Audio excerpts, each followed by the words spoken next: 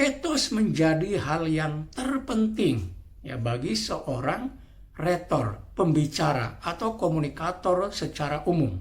Kenapa?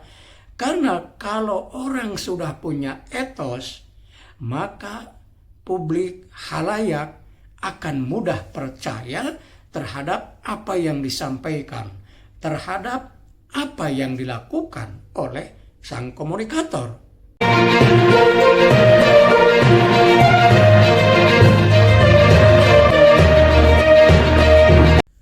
Halo, bertemu lagi dengan saya di RC13 Channel.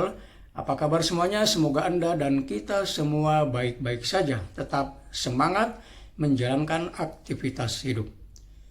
Teman-teman sekalian, kembali di video kali ini saya akan menjelaskan salah satu bagian dari komunikasi politik, yaitu tentang retorika politik. Terutama salah satu unsur dari retorika politik.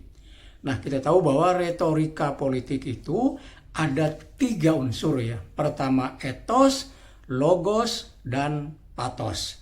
Nah, di antara ketiga unsur tersebut, yang paling penting sebenarnya adalah etos. Nah, mengapa etos merupakan unsur retorika politik terpenting? Etos adalah ya berkaitan dengan integritas pribadi, berkaitan dengan kredibilitas, ya, berkaitan dengan trustworthiness, kedapat dipercaya, ya, kedapat dipercayaan. Ya. Etos berkaitan dengan bagaimana ya seseorang, dalam konteks ini seorang komunikator atau seorang retor, pembicara, ya, memiliki kepribadian integritas yang baik. Sehingga ya di mata orang, di mata publik, dia orang yang dipercaya. Ya, dia orang yang dianggap, kalau dalam bahasa agamanya, amanah, jujur, dan seterusnya. Itulah etos. Nah, karena itu, ya, etos menjadi hal yang terpenting ya bagi seorang retor, pembicara atau komunikator secara umum. Kenapa?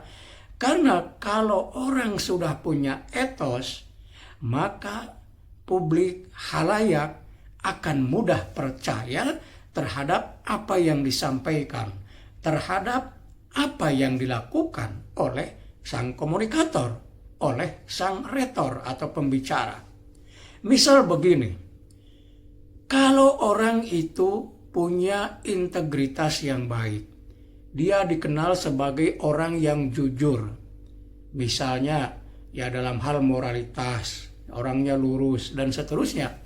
Ketika dia berbicara di hadapan publik ya, tentang bagaimana seseorang punya etika yang baik, tentang bagaimana seseorang mempertahankan, seseorang memiliki moralitas yang baik di tengah kebejatan moral dewasa ini, maka halayak akan mudah percaya. Ya.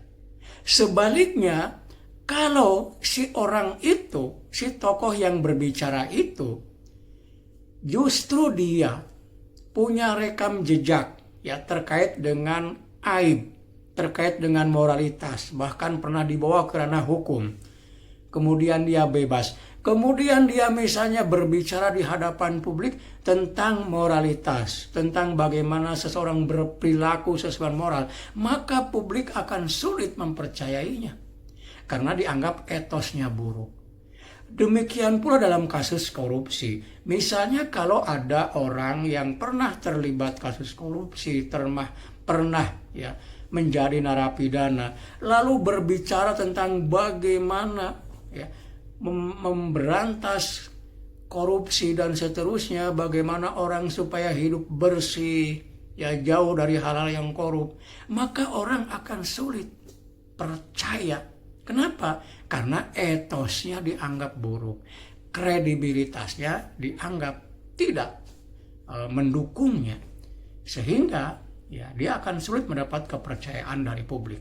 Nah, itulah kenapa etos lebih penting daripada dua unsur lainnya, logos dan pathos. Ya, meskipun logos dan pathos juga tetap penting, tetapi etoslah yang paling penting bagi seorang komunikator atau bagi seorang retor, pembicara. Demikian, mudah-mudahan ada manfaatnya. Sampai bertemu kembali di video berikutnya. Tetap semangat.